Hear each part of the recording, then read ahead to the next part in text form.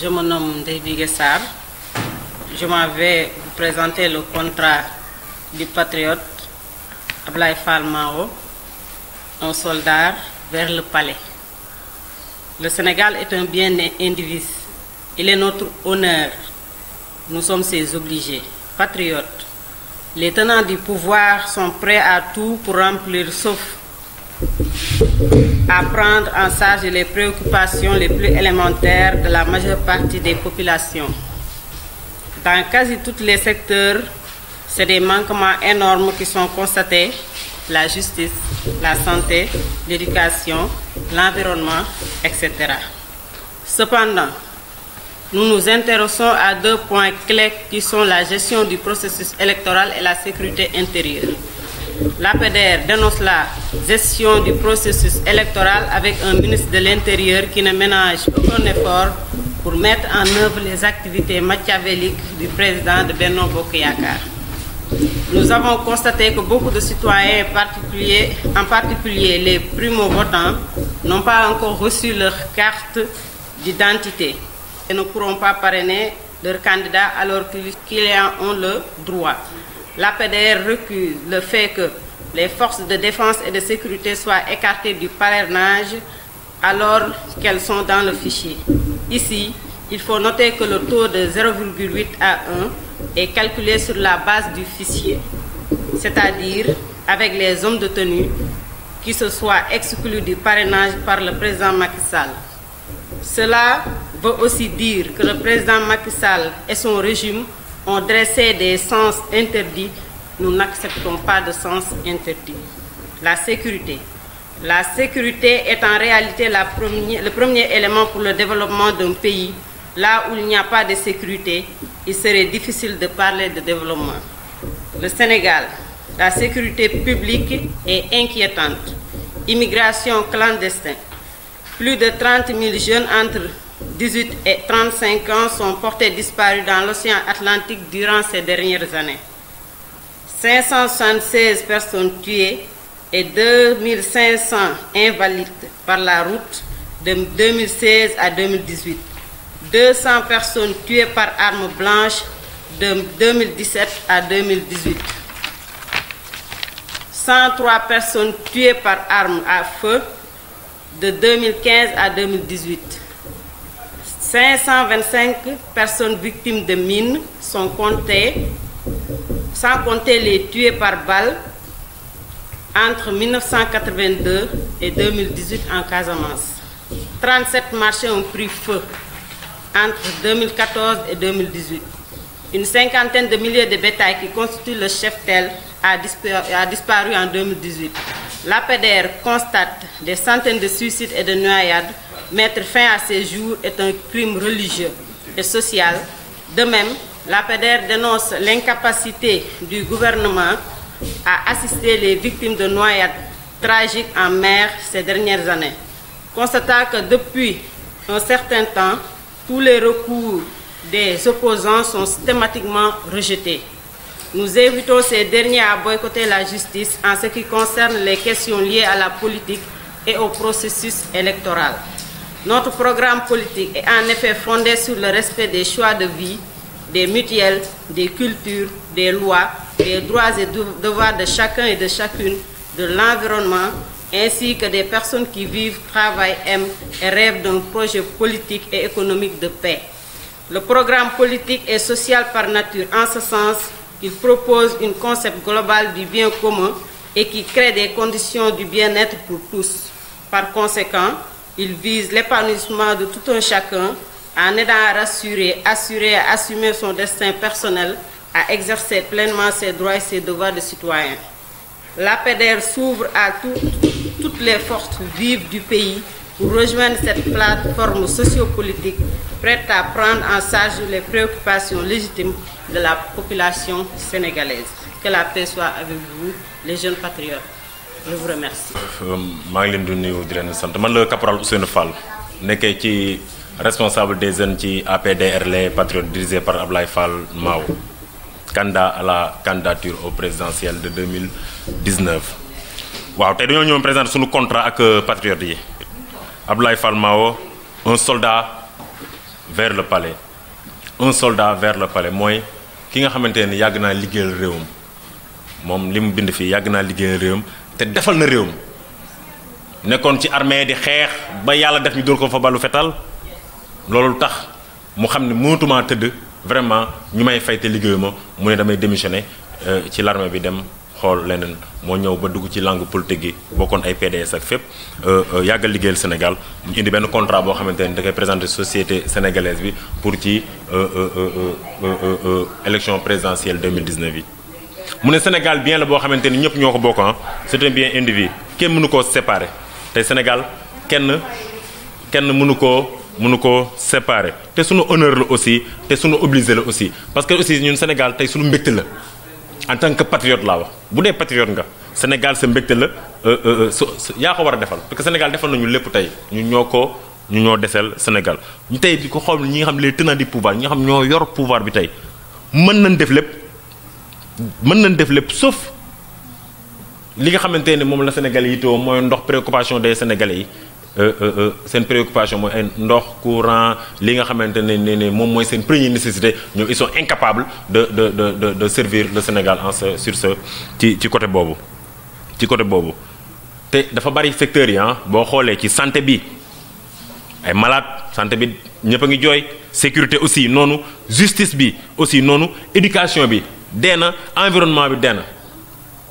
moo tax ñu ne kon tey ñi nga xamante ne nii dañoo war a ñëw taxaw wax ak Sénégal tey ñaari point rek la ñu am pour wax ak sénégalais yi mooy la gestion du processus électoral et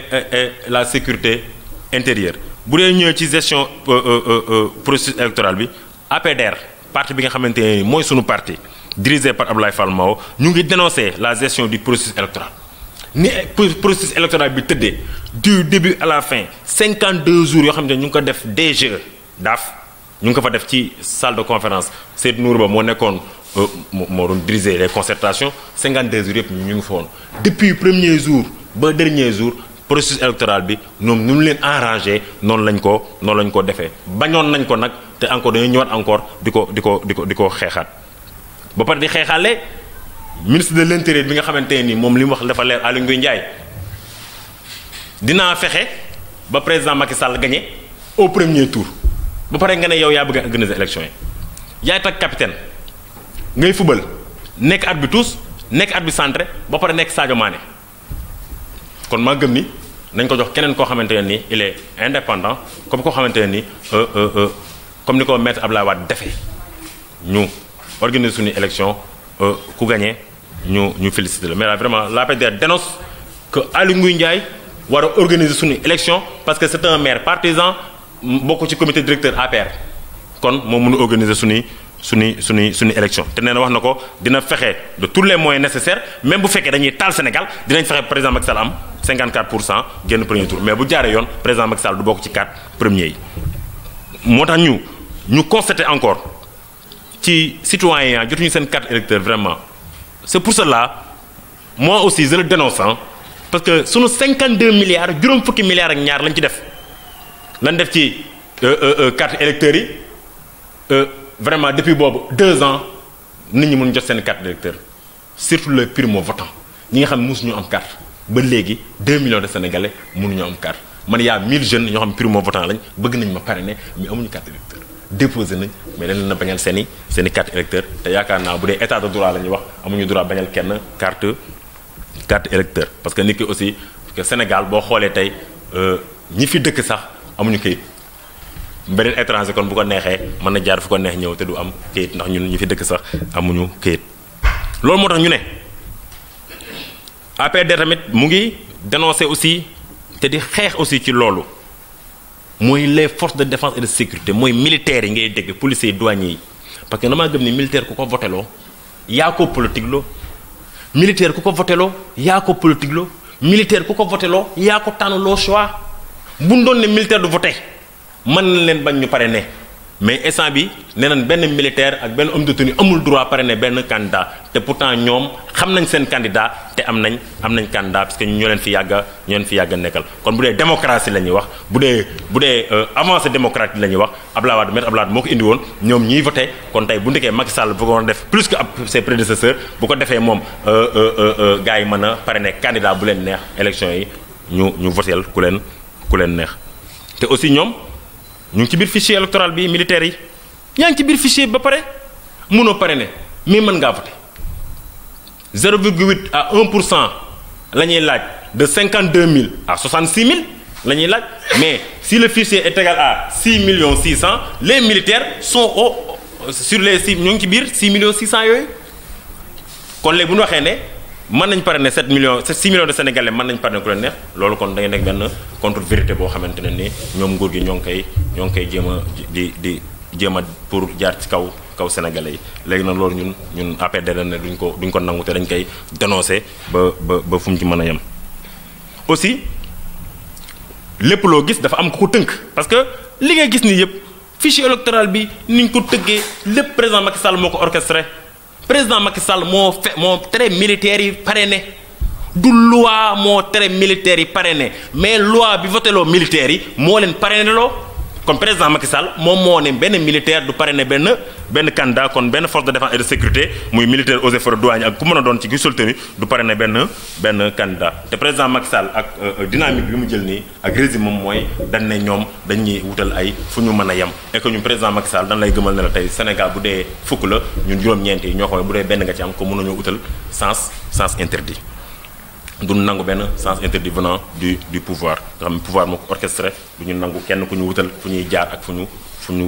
warul jaar. bu ñëwee tur ci sécurité bi ku ne xam ni Sénégal vraiment amul sécurité bi des na lu bari ñun bind nañ ci président Abdoulaye Fall Mao bind na ci livre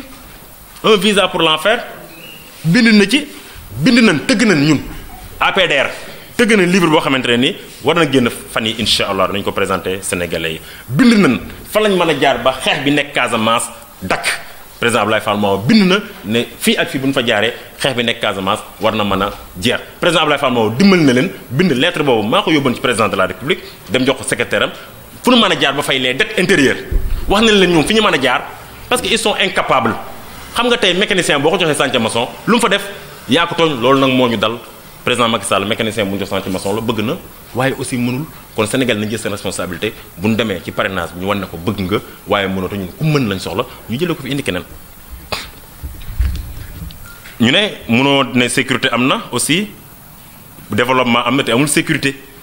dëkk bu am développement rek sécurité moo lal développement bu mënoo wax benn dëkk bu développé te waxoo sécurité fii nag li ñu gis mooy ci Sénégal sécurité publique. vraiment ñun suñu sécurité publique ñun ñëpp war nañ cee bàyyi suñu xel amatoo droit yar yow journaliste war nga mën a yar sa xar mais sañatoo yar parce que boo yaree les malfaiteurs mën nañoo jël ko nga opposé wu sax ñu rey la te Macky Sall moom président de la République moom moo war a garant de notre sécurité parce que dañ koy fay ngir loolu. léegi dañu wax ne ci sécurité bi nga xamante ne vraiment yéeme na manque de sécurité bi insécurité bi yéeme na ci Sénégal instant bi dañoo xool ne 30 000 jeunes âgés de 18 ans à 35 ans. Ils sont portés disparus dans l'océan Atlantique durant ces dernières années te ñooñu ñëpp boo tënkee am benn jàngat bu ndaw da ngay xam ni ñii ngi jógee Kayar ñii ngi jógee Kédougou ñii ngi jógee Tamba fépp foo xamante ne nii mbay lañ doon dundee amatuñ lu ñu mbay dañuy dem fépp foo xamante ni pêche lañ doon dundee napp lañ doon dundee amatuñu géej gu nappe ils sont obligés ñuy jaar ci géej gi dem fépp foo xamante ne ni aussi liggéey lañ fa doon amuñu ko ils sont obligés aussi ñoo tam ñu jaar ci géej gi dem moo tax 30 000 jeunes dee nañ ci porté nañ disparu ci géej gi. ñu ne 576 personnes tuées ñoo xamante ne rey nañ leen ak 2500 yoo xam ne invalide ci tali bi xam nga tey permis à point neex na permis à point baax na lool mais permis à point bala nga am tali baax depuis 1960. tali yi fi nekk moo fi nekk maître Abdoulaye de quoi qu'on puisse dire moo fi defar Dakar bi quand même mais damay interpeller Macky Sall di ko laaj ban tali la fi defar bu nekkul à péage tali mi defar yëpp c'est au profit des Français kon ñu ne kon li nga xamante ne nii tali bi rey na ko aussi li nga xamante ne nii ñii damm nañ ñi seen yaram tas nañ ñi seen tànk dagg na moo jëm ci tali bi kon il faut ñu xoolaat suñu tali bi suñu politique mooy il faut ñu tabax ay tali yu bees yoo xamante ni c'est pour Sénégalais yi mais pas pour la France. ñu ne 200 personnes tuées par arme blanche neex nga ma neexoo ma rek ma jël paaka jam la mais Sénégal wóorutul Baye Fall Sénégal wóorutul neex nga ma neexoo ma rek 200 personnes 2017 2018 200 personnes rey nañ leen ci neex nga ma neexul jël paaka jam nga dee ana ñooñu ñu ngi si am nañ droit dëgg la mais ñun rey tamit am nañ droit am nañ famille kon góor gi tamit war na jël ci politique ASPM bi agence de sécurité de proximité ñu jéem a xool lu ñu def ba décentraliser ci quartier yi ñoom bu ko defee ñoom ñu mën a nekk ci chef de quartier yi di mën a def ay patrouille pour li nga xam ne mooy xew ci quartier yi ñoom ñu mën cee contribuer. ñu ne APDR ba léegi mu ne 103 personnes tuées par arme à feu balu fetal xëy suba rek na nga def maaleykum salaam ñu dóor la bal mel na ku nekk Caroline du Nord wala Caroline du Sud léegi Sénégal xam ne de 2015 à 2018 kon man li ma xool ci loolu lu ma tënk Macky Sall musiba rek la ñu indil ci Sénégal. ñu ne 525 victimes ay victimes yoo xamante ni mine moo leen handicapé wala moo leen rey sax depuis 1982 ba 2018 525 personnes lañu ñu ne 37 marchés ont pris feu démb la. mbëbës tàkk waxatuñu mbëbës Petersen tàkk waxatuñu Petersen Diourbel ba ndeysaan un soldat benn soldat boo xamante ne ni sapeur pompier benn sergent chef des fa ñu ngi incliné wu ci mémoire am sergent Waly Faye kon marché yi tàkk bari na trop mais lu waral loolu vraiment mooy la mauvaise gestion mooy tële goo xam président Macky Sall tële na ko ak gouvernement. ñu ne ay nag yu bari ay xar yu bari ay ginaar yu bari dee na fi ba ci démb dans le Fouta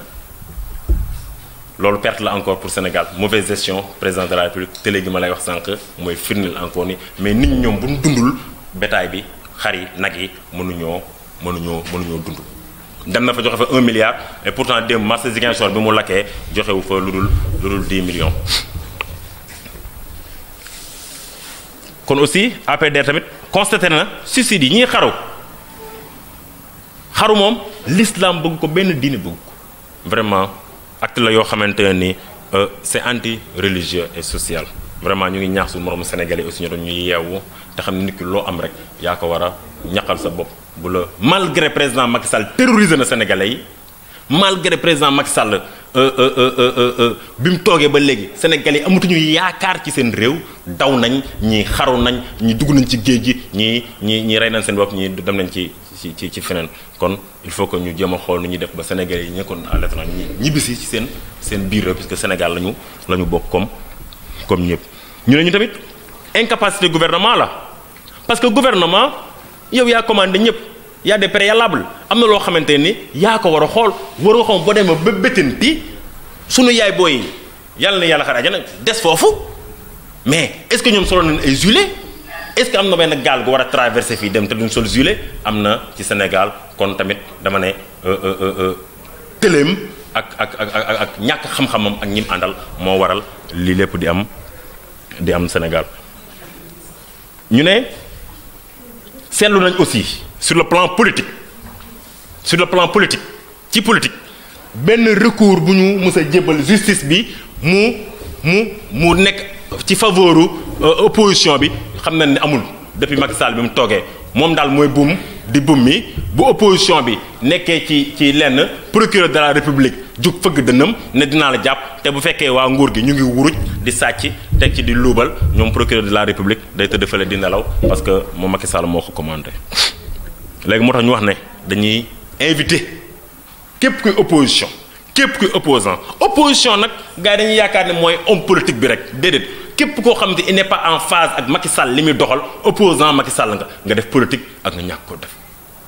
kon nañu boycotté justice su Macky Sall laa ko tudde man nañu boycotté justice su Macky Sall bi lépp loo xamante ne sur le plan électoral la nañ ko boycotté conseil constitutionnel bu mu ñu gisati lépp loo xam ne sur le plan politique la cour suprême ak ñi nga xam ne retraité nañ depuis Mathusalem ñu ngi foofu bu ñu gisati suñuy recours ñu ngi invité gars yi ñu boycotté justice sénégalaise ci ñaari côté sur le plan sur le processus électoral ak ci politique. la ñu suñu programme dañ ko am fu ñu ko fondé ci respect des choix de vie du ñu forcer kenn mais ku bëgg a ñëw nekk patriote liggéey ngir sa réew comme ni ko président Abdoulaye Fall Mao defee dem Casamance di guerre ngir sauver réewam ba ñu jam ko fa bal ba mu ñëw ba toll fii mu toll te kon ñu yaakaar naa kooku Sénégal moo ko desal ndax il a déjà fait son travail défendre na Sénégal ba mu ko waree def ba am ci ay loraange. kon aussi ñun suñu programme dañ ko basé ci mutuelle parce que ku ne am na loo gëm kii murid la kii tijaan la kii xaadir ku ci nekk dañ lay bàyyi ak sa gëm-gëm. may leeral ne fii Sénégal jigéen ak góor ñooy sëy man mënumaa takk beneen jabar bu dul soxna mu leer ci bopp journaliste yi yu bari góor ak jigéen ñooy sëy mooy les mutuelles ku ci nekk am nga droit takk jabar bu la neex jigéen bu ci nekk am nga droit dem wut jëkkër bu la neex. aussi ci culture am nañ culture ñun am na lu ñu moom boo duggee fii Kayor gi ñu nekk rek 33 damel yëpp maamu président Abdoulaye Fall maa walañ kon ñun culture gëm nañ ko. culture te nañ am na lu ñuy tëgg encore ci pour ci culture loo xamante ne war na mën a améliorer sunu culture. loi aussi faa ñu xool ko ku ci ne nan la bàyyi selon li la texte yi may selon li la règlement may nga doxe ko ku ci ne sa droit du ñu enfreint benn droit jàmbur dañoo bëgg képp koo xamante ni sa droit li la may mooy manifester. mais Sénégal lii xam nga ne yéen journalistes yi la ma gën a xam Macky Sall li mu def il enfreint le droit des opposants kenn du mars kenn du sëqat kenn du nelaw dóor tëj wili pande loolu la fi nekkee mais loolu nag ñu dañ koy xeex du dem parce que aussi dëkk bu ne c'est un exemple de démocratie moom warul ñëw def le contraire indi un recul démocratique. ba léegi ñu ngi nekk ci programme bi ku ci nekk dinañ la jox sa àq ak sa yelleef sunu environnement tamit dinañ ko xoolaat bu baax a baax parce que sunu environnement boo xoolee nga xam ni fi nga xamante ne waruñu fee tabax gaa ngi fay tabax fi nga xam ne war nañu fee tabax gaa yi tabaxu fi jël nañ suñuy suufu maam nga xamante ne ñoom ñoo doon bay depuis longtemps ñu jël ko jox ko ay turc wala ñu jox ko ay chinois wala ñu jël ko jox ko ay tubaab léegi nag ñun dañ ne bu ñu ñëwee incha allah rabbi loolu lépp dañ koy xool ku ci nekk dina la delloo sa àq ak sa yelleef ñi nga xamante ne ni nag fii lañ dëkk fii la ñuy dund dañuy liggéey aussi ñoom it il faut ñu jàppale ñu rassurer ñu aussi ñoom ñi nga xamante ne nii fii la ñuy dëkk dañuy liggéey il faut que ñu am li ñuy wax sens de patriotisme il faut ñu bëgg seen réew bëgg nañ la ñuy def ñu ngi rêvé benn projet boo xamante ne c'est politique et social économique mais boo xamante ne ci jàmm ak salaam lañ koy defee programme suñu programme politique nag programme la boo xamante ni c'est social bi sax ñun ñoo ëpp lu ñuy def ci volet politique koo xamante ne nii daan nga jël 87 personnes voire 100 personnes ñoo xamante ne yaa doon fay te nekkoo amoo benn élu boo xam amoo benn ndomal tànk boo xam état bi takkal na la ko kon kooku c'est à féliciter par jox ko confiance pour mu liggéeyal Sénégal. léegi ñu ne ñun APDR mu ne conception globale bi nga xamante ne ñu am nañ ko dinañ fexe ba sénégalais yi dund li nga xamante ne moom mooy seen éthique mooy seen moral parce que Sénégal bi nga xoolee éthique dafay manqué moral dafay manqué mën nañ ñëw léegi jënd la comme le cas de Diagne Fada ñëw jënd ko ay xaalis bu bari ak jënd ñeneen opposition nga xamante ne nit amul njëkk wala xadd karam naa la yàlla wax lépp loo xam ne yàlla moom la bindu nit a ko ci gënal kon ñun dañ ne suñu éthique ak suñu moral dañ koy gàdde te bu ñu jëlee nguur gi incha allah rabbi dinañ delloo Sénégal li mu moom. ñu nag sunu programme am na lu muy viser tout un chacun muy journaliste bi muy avocat bi muy soldat bi muy député bi muy cultivateur bi muy sàmmkat bi muy ñëpp ñu bëgg ñu rassurer ba pare ñu assurer ñun ba pare ñu assumer ku ci nekk war nga assumer ses responsabilité ku ci nekk war nga rassurer ñi nga nekkat ku ci nekk war nga assurer sa bopp pour xam ne Sénégal ñun ñëpp ñoo ko bokk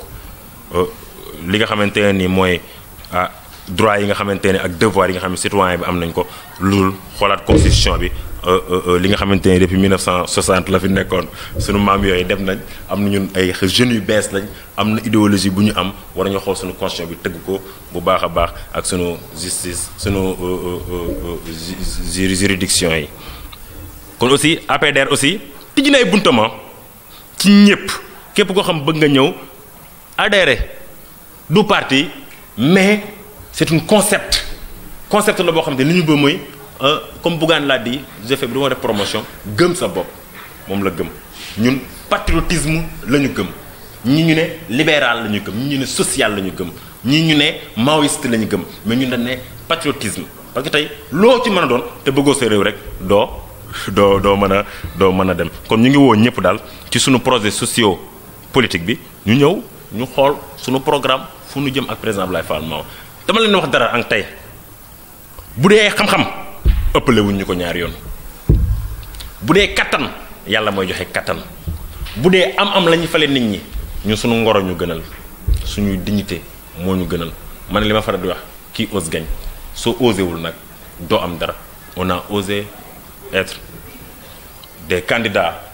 à la candidature bokk ci 94 yi et quelques ñun suñu ambition mooy matal suñu parrainage commune de Thiès bëgg naa fi minimum 10 000 à 15 000 parrains su ko defee comme ni gars yi nekkee liggéey am na ñeneen aussi ñu nekk ci Sénégal sur les 45 départements di liggéey ngir APDR pour ñu am suñu ay parrainage yàlla na suñu borom yokk tawféex yi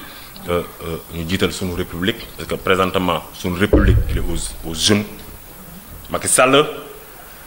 tax na suñu république rëppeel nu ñu koy waxee rëppeel na ci suuf suñu ndërmeelu na suñu république ndërmeelu na suñu éthique naaw na suñu moral dem na déontologie moo amatul ngir président de la république boo xamante ni yaa jiite bu dee guerre yaa ko jiite bu dee wili pande nit yaa ko jiite mais mën nga lépp daal lu dul liggéeyal sénégalais yi liñ la fale gis naa ko nag muy fecc koroog vraiment fecc baax na mais il est trop tôt de danser bu ñu dëggalee seen bopp ñun opposition bi dinañ def lu ñu mën du bokk ci 4 premiers yi kooku faites-moi confiance man maa wax ndax def fi lu mu nekkee ci 4 premiers te ñoom ñu bàyyi Benno Bokk Yaakaar ak seen président nañu bàyyi di mbubboo turu jàmbur ñëw ne Abdoulaye Fall Mao moo ñu yónni parrainage wala diw moo ñu yónni parrainage bu dee am nañu bilan danañ Sénégalais yi te bàyyi joxe xaalis Abdoulaye Ka laa fee Abdoulaye Ka Touba def na ko 86 chefs de village chef de village bu ci nekk Abdoulaye Ka maire jox na la 50 000 foo moo jëlee xaalis boobu en ce moment mon frère où se trouve notre justice où est notre procureur de la République en ce moment mën a jàppee opposant moom la mën a def mais bu gis ay luubal ci nguur gi moom ci nguur gi la bokk man dama wax ne Serigne Bassirou gi dafa jël carte membre APR man Caporal Ousseynou Fall maa ko loolu kon man maa ngi leen di sant bu baax bu dee am nga yenn question yéen mën a poser rek je suis là disponible pour répondre à l'éventuelle question bu dee c'est bon tamit maa ngi leen di sant bu baax di leen gërëm merci beaucoup.